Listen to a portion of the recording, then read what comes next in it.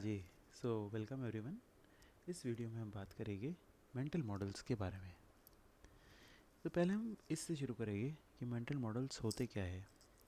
देखो, mental models जो है वो बेसिकली टूल्स हैं जो कि हमें डिसीजन मेकिंग में मदद करते हैं। डिसीजन मेकिंग एक ऐसी चीज़ है जो कि हम रोज़ ही करनी पड़ती है। कुछ डिसीजन छोटे होते हैं जिनका हो सकता है हमारी लाइफ पे कुछ छोटा इम्पैक्ट हो, बट कुछ डिसीजंस काफ़ी बड़े होते हैं जिनका हमारी लाइफ पे एक मेजर इम्पैक्ट हो सकता है। तो अगर हम उन डिसीजंस को सही तरीके से ले सके तो हमारे जो फ्यूचर है वो एक बेटर डायरेक्शन में मूव करेगा।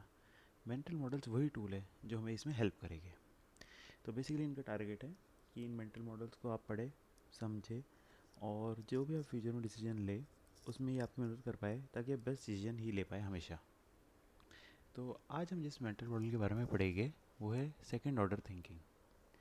ये एक बहुत ही इंटरेस्टिंग मेंटल मॉडल है। कुछ हम हिस्टोरिकल एग्जाम्पल से भी इसे समझेंगे और ये भी समझने की कोशिश करेंगे कि कैसे हम जो भी डिसीजन लेते हैं उसके कॉन्सिक्वेंस के बारे में ना सोचने से क्या क्या मिस हैपनिंग्स हो सकती है। तो सेकंड ऑर्डर थिंकिंग बेसिकली क्या कहता है। देखो, जनरली हम जो भी डिसीजन लेते हैं हम एक फर्स्ट ऑर्डर थिंकिंग ही करते हैं कि मैं ये डिसीजन लूँगा, इसका ये फल होगा। बट अगर हम उस फल के होने के कारण जो चीज़ें फ्यूचर में होगी उनके बारे में भी सोचें तो उसे सेकंड ऑर्डर थिंकिंग कहेगी। इसे और भी डीपर लेवल तक जा सकते हैं, third order thinking, fourth order thinking, fifth order thinking. But वो आप इसी एग्जाम्पल को लेके एक्स्ट्रापोलेट करके उसके बारे में आगे खुद ही समझ पाएंगे। तो हम ये दो एग्जाम्पल से समझेंगे। अपने इंडिया रिलेटेड एग्जाम्पल है दोनों। तो पहला एग्जाम्पल है द कोबरा इफेक्ट का। तो बेसिकली जब ब्रिटिश राज का टाइम था तब दिल्ली में एक कोबरा मैनेस हो गया था। कोबरा की पॉपुलेशंस बहुत ज़्यादा बढ़ गई थी। तो उस समय जो गवर्नमेंट थी उन्होंने डिसाइड करा कि भाई आप हमें कोबरा ला के दीजिए, हम आपको उसके बदले में कुछ भी मॉनेटरी रिवार्ड देंगे, 10 पैसा 20 पैसा जो भी उस समय की वैल्यू होगी वो हम आपको देंगे। तो लोगों ने बेसिकली कोबरा पकड़ के जमा करना शुरू करा। धीरे धीरे खबर आसपास के स्टेट्स में भी फैली।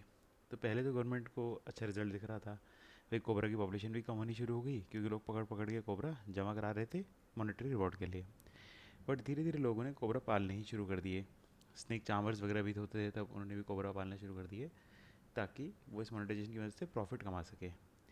धीरे धीरे जब गवर्नमेंट को ये महसूस हुआ कि भाई इसका तो मिसयूज़ हो रहा है तो उन्होंने स्कीम बंद कर दी। बट स्कीम बंद करते ही उन्होंने जितने भी स्नेक चार्मर्स या लोग ये सब स्कीम चला रहे थे उन्होंने सारे के सारे कोबरा छोड़ दिए एंड वापस पॉपुलेशन कोबरास की वहीं पहुंच गई।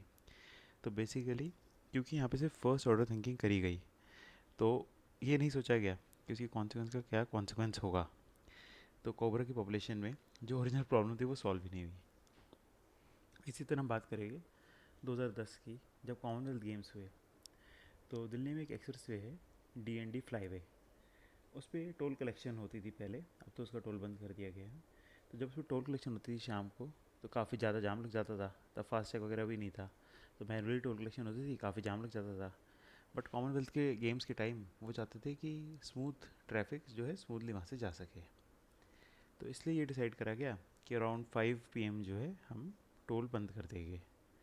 जिस दिन फर्स्ट दिन 5 PM टोल बंद करा गया उस दिन तो ट्रैफिक एकदम से स्मूथ हो गया, बड़ी आराम से गाड़ियाँ चली गई। तो उन्होंने कहा कि चलो भाई सॉल्यूशन हमारे प्रॉब्लम हमारी सॉल्व हो गई है। अब जब तक हमारा कॉमनवेल्थ गेम्स चल रहा है तब तक 5 बजे बंद कर देंगे हम अपना टोल और ट्रैफिक स्मूथली जाता रहेगा। बट नेक्स्ट दिन जो है 5 बजे बहुत ही ज़बरदस्त जाम लग गया। क्यों? क्योंकि जो लोग 4:45 4:30 ऐसे भी पहुंच रहे थे वो लोग भी पीछे पीछे रुक गए कि भाई जब टोल नहीं होगा तभी जाएंगे।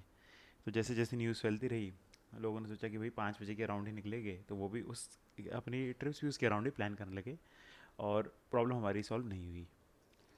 तो इस मेंटल मॉडल से हम बेसिकली क्या सीखते हैं कि जब भी हम कोई भी डिसीजन ले हमें इंश्योर करना है कि हम उसके कॉन्सिक्वेंसेस को माइंड में रखें, तभी हम एक बेटर रिजल्ट तक पहुंच पाएंगे।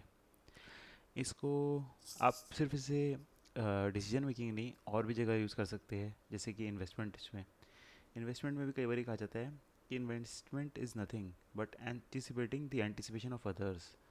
मतलब आपने पहले ही एंटिसिपेट कर लिया कि बाकी लोग जो सोच रहे हैं। एंड ये जो मेंटल मॉडल है हम तो इसे नॉर्मल डिसीजन मेकिंग में कर रहे हैं बट ये हर जगह ही यूज़फुल है। फॉर एग्जांपल कुछ जहाँ पे हाई स्टेक्स है, जैसे कि स्पेस क्राफ्ट डिज़ाइनिंग है, वहाँ पे एक छोटी से भी फॉल्ट से भी उसके कॉन्सिक्वेंस बहुत तगड़े कॉन्सिक्वेंस हो सकते हैं। तो उधर तो fourth order fifth order thinking, बहुत नेक्स्ट लेवल की थिंकिंग लगती है। तो अगर हम इस मेंटल मॉडल को यूज़ करेंगे तो हम बहुत ही आराम से अपनी लाइफ के डिसीजंस और बेटर कर पाएंगे। तो थैंक यू फॉर लिसनिंग। कोई भी आपका फीडबैक हो तो ज़रूर कमेंट्स में बताना।